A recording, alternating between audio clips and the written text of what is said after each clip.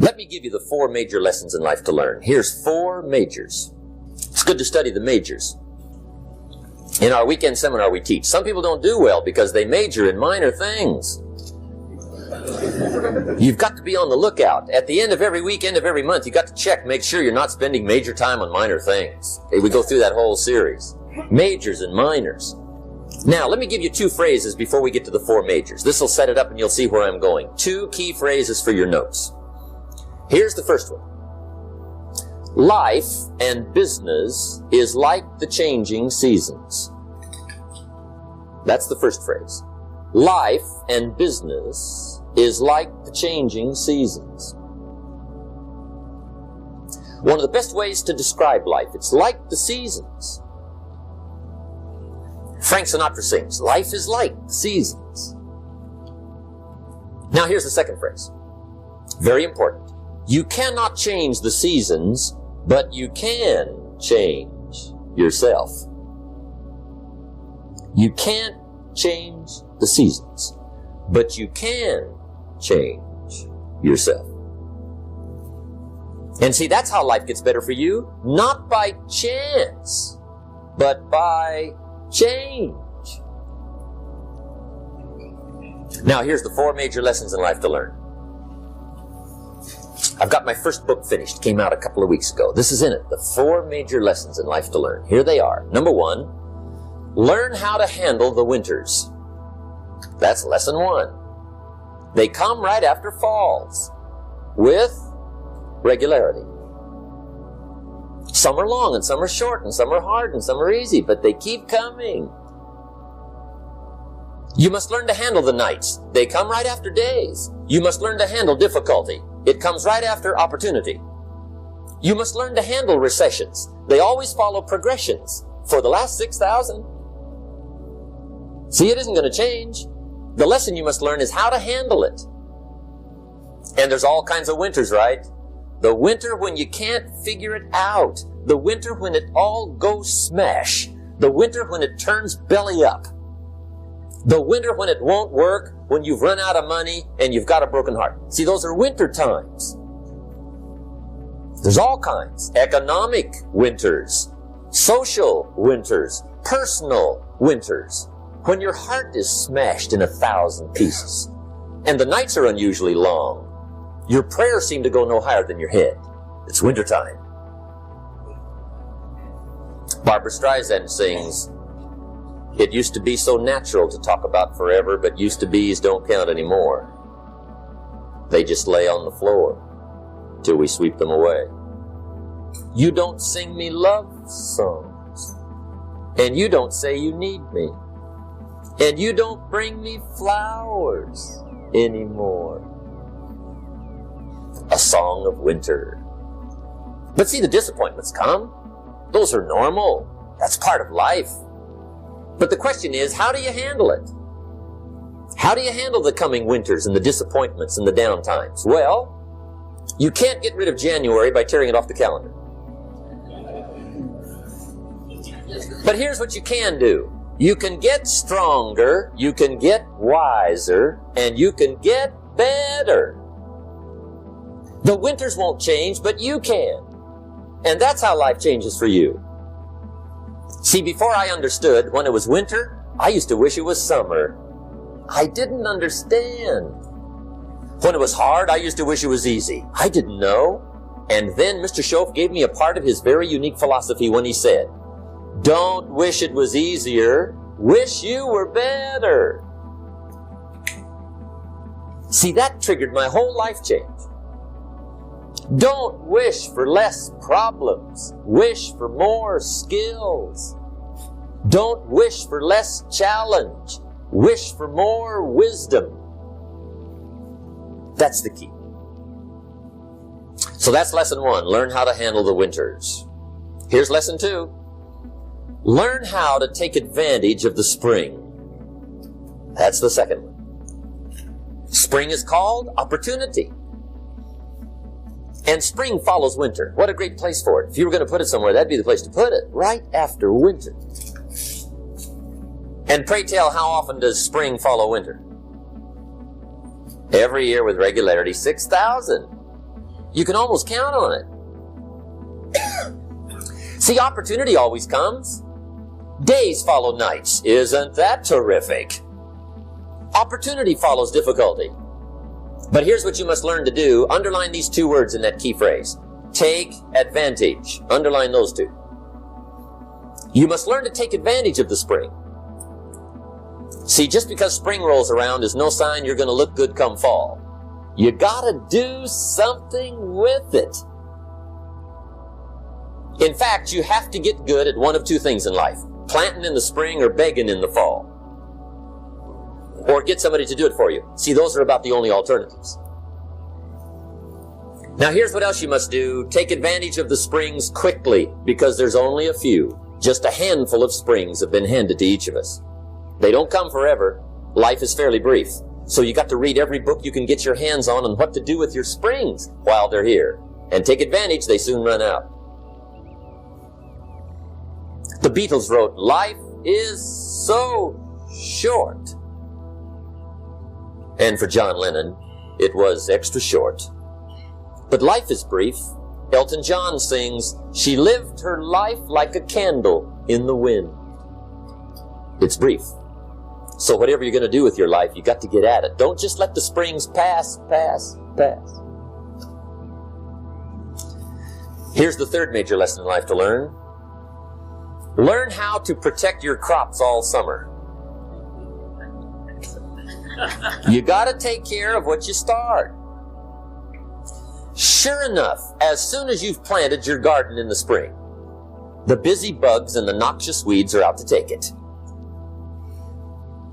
And here's the next bit of truth. They will take it unless you prevent it. And that's the third major skill to learn. You've got to learn to prevent the intruder from taking all the good you start. It's one of the challenges. Here's two key phrases under number 3. First one, all good will be attacked. On this planet. Maybe not the next one we get to, but on this one, all good will be attacked. Every garden will be invaded. Not to think so is naive. And here's the second phrase. All values must be defended. Political values, social values, community values, family values, marriage values, friendship values, business values. Every garden must be tended all summer. Third major lesson. Now here's number 4. Fourth major lesson in life to learn. Learn how to reap in the fall without complaint. Learn to reap come harvest time without complaint. Take full responsibility for what happens to you. It's one of the highest forms of human maturity, accepting full responsibility. It's the day you know you've passed from childhood to adulthood, the day you accept full responsibility. And another note, learn to reap in the fall without apology. Without apology if you do well, and without complaint if you don't. That's maturity. I used to have that long list of reasons why I wasn't doing well. To explain. You got to explain, right? Otherwise you're going to look bad. I used to have this funny list called Reasons for Not Looking Good.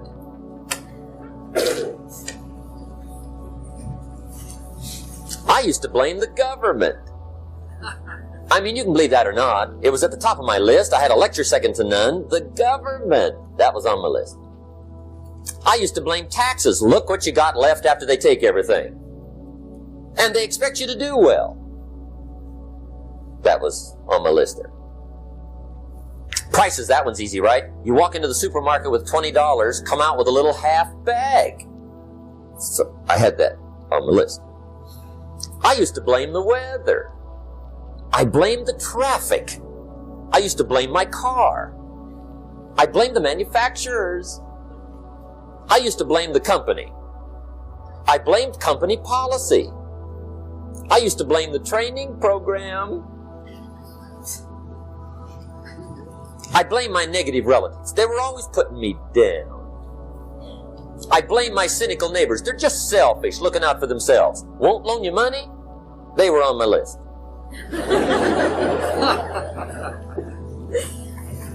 I used to blame the economy. I blamed the community. That's a pretty good list for not doing well, isn't it? I thought it was good. I'll never forget one day, Mr. Schoaf was very kind, but he was also very blunt. And this was no exception. And I'm glad he was blunt. There's a lot of things I'd have missed if he hadn't have been blunt. One day, with sort of a curious look on his face, he said, Jim, just out of curiosity, tell me, how come you haven't done well up until now? Excellent question. I thought, well, so I won't look too bad, I'll go through my list. And this list I just gave you, I put that on him. And he was very patient. He let me go through the whole thing, the government, the weather. I went through this whole thing. When I finished, he looked my list over very carefully. He said, Mr. Rohn, big problem with your list. You ain't on it. How brilliant.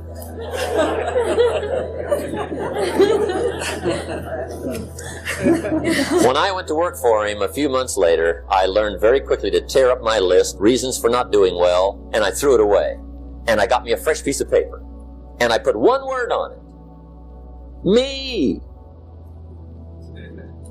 There's a Black Heritage spiritual that says, it's not my mother nor my father, nor my brother nor my sister, but it's me, oh Lord, standing in the need of prayer. See, I used to blame everything outside. And then let me give you a little philosophy that helped turn my life around. For your notes, here it is. It's not what happens that determines the quality or the quantity of your life. It's not what happens. And the reason is because what happens to about everybody. No different. The sun went down on all of us last night.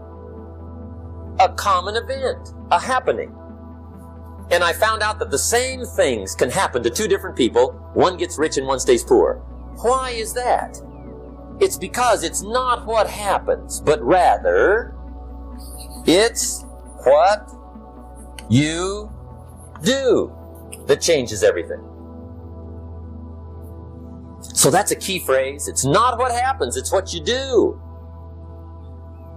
What happens is about the same. You might put that in parentheses here. Same. What people do, that's what's different. Anything can happen, right? Everything can happen. I've heard all the stories. I've been one of the stories. Hey, we could all tell stories all night long, right? Happenings. Anything can happen. Have you heard of Murphy's Laws? Anybody here heard of Murphy's Laws? Okay, most of you have. Murph had these laws. One of them was, if anything can go wrong, it will. That's one of Murphy's Laws.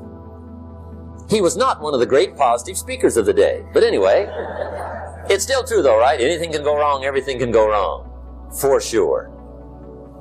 I've fallen out of the sky so many times. Once to the tune of a couple of million. Devastating. Took me a while to survive that one. Now, it wasn't all that much, but it was all I had. Right? I mean, that's when it's much, right? When it's all you got.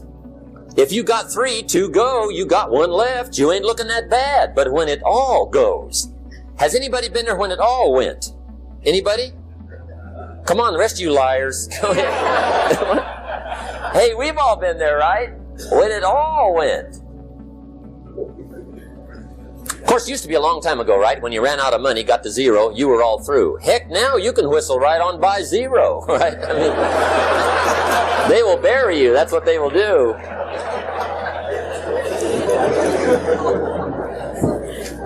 But see, those are the happenings, right? Everything can happen. Anything can happen.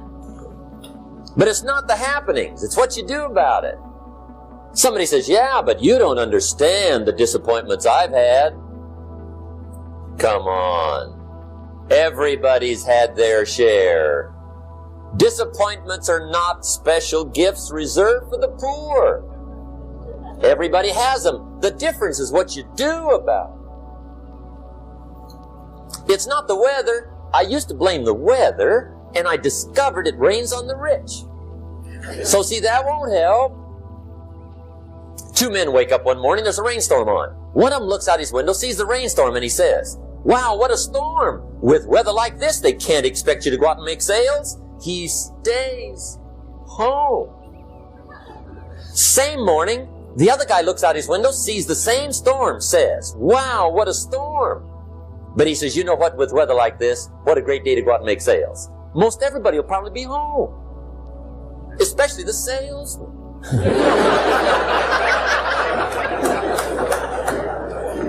See, that's the difference in how your life works out. It's not what happens, it's what you do. So here's one of the key questions of the evening. Starting tomorrow, what are you going to do that'll make a change in your life's direction? Good question. What are you going to do starting tomorrow that'll make a difference?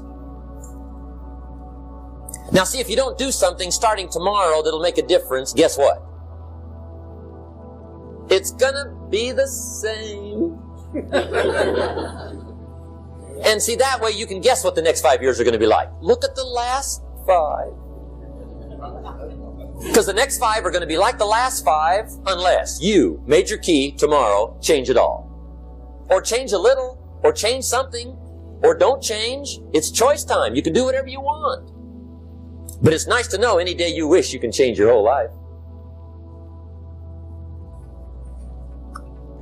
What can you do starting tomorrow that'll make a difference? Good question. What can you do with economic chaos, massive disappointment? What can you do with a broken heart? What can you do when it won't work? Good question.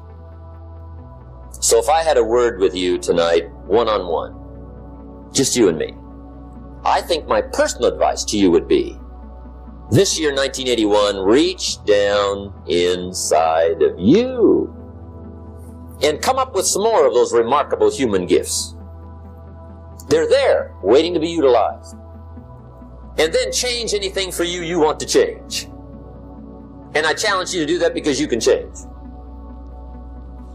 If you don't like how it is for you, change it. If it doesn't suit you, change it. If it doesn't please you, change it. If it isn't enough, change it. And I challenge you to do that because you can change. See, you don't ever have to be the same again after tonight, only by choice.